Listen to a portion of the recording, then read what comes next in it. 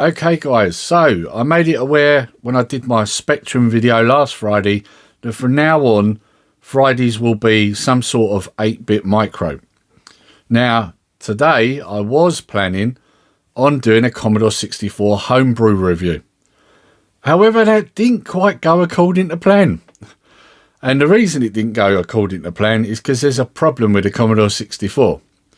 And I'm just going to put some footage up here so you can see what was going on with it.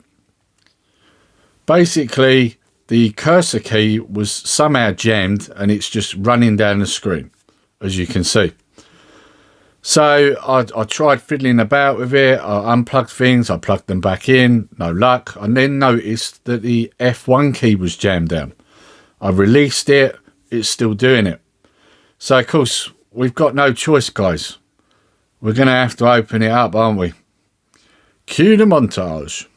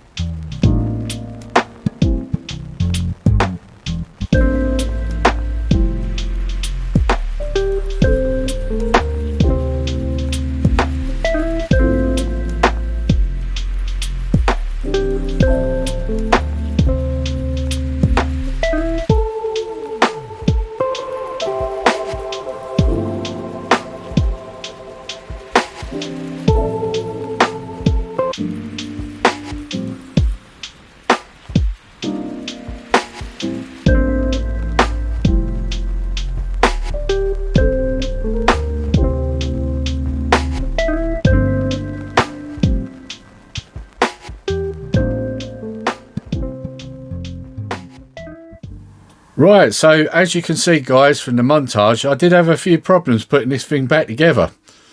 I'll be honest, I've never opened up a Commodore 64C before, and so I'm not aware of whether this keyboard's meant to be just loose in there or not. It looks like it just sits on two metal stands. As a result, when I went to bolt it back up, the keyboard had shifted. I then plugged it in, and it was doing the same thing again. Now, I should add, before I put it all back together, I did test it out with the keyboard attached without the top part of the shell on, and it was fine. So from that I learned it's the top shell, it's pressing the keyboard or pushing it out of line. So then what I did was I lined up the keyboard, I've got the case on, I screwed it back together, and it was doing it again. So I then realised at this point, this was when I realised that the keyboard's shifting. So I've sort of pulled it along and then it's doing nothing. The keyboard's not working at all. So I've taken it apart again, lined it up better and done it up. Now I should add, part of the reason why I'm having this problem was because someone's clearly been inside the Commodore 64 already, whoever had it before. Because there's a screw missing. On the front you've got 3 screws, one either end and one in the middle. The one in the middle is missing.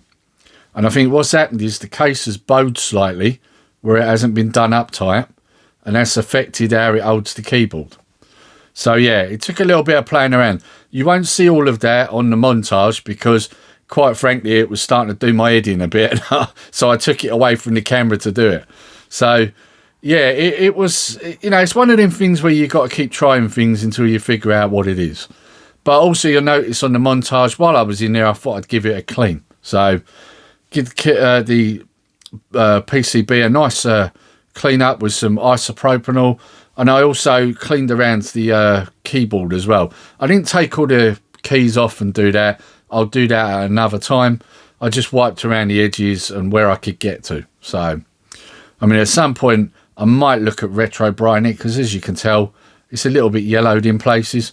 So I'd probably tackle that problem then. But I got it working. So unfortunately, this week you're not going to get to see a homebrew, but you will do next week. So I just thought I'd show you what I had to go through to try and figure out what this problem was. This is the thing, these old systems, you're going to have problems now and again. There's no avoiding it. But there's a massive sense of achievement once you figured out what it is and you've got it working again. I've managed it with a C64. I've now got to do this with the Spectrum. And just to update you on the Spectrum, I have picked up some RAM chips. So I'm not sure 100% whether it is the RAM, but a lot of people have been saying it. And from what I've been researching, it does look like it's the RAM chips.